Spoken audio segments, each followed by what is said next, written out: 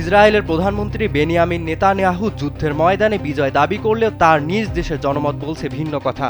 সম্প্রতি ইসরায়েলের শীর্ষ সংবাদ মাধ্যমগুলোর করা কয়েকটি জনমত জরিপে উঠে এসেছে এক বিস্ফোরক তথ্য।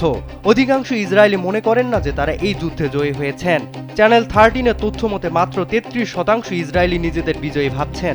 কান 11-এর জরিপে এই জয়ের হার নেমে এসেছে মাত্র 25%।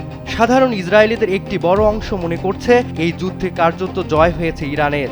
এমনকি যুক্তরাষ্ট্রের মধ্যস্থতায় হওয়া বর্তমান যুদ্ধবিরতিকেও তারা সহজভাবে গ্রহণ করতে পারছেন না।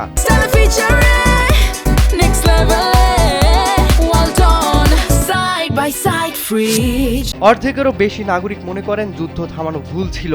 34% মানুষ মনে করছেন যুদ্ধের পর দেশের কৌশলগত অবস্থান আগের চেয়েও দুর্বল হয়েছে। নির্বাচনের মুখে দাঁড়িয়ে থাকা নেতানিয়াহুর জন্য এই অনাস্থা এক চরম রাজনৈতিক ধাক্কা। সরকারের দাবি করা সামরিক সাফল্য এখন খোদ জনগণের কাঠগড়ায়। যুদ্ধের প্রকৃত ফলাফল নিয়ে ইসরায়েলের ভিতরেই শুরু হওয়া এই বিতর্ক এখন বিশ্বজুড়ে নতুন আলোচনার জন্ম দিয়েছে।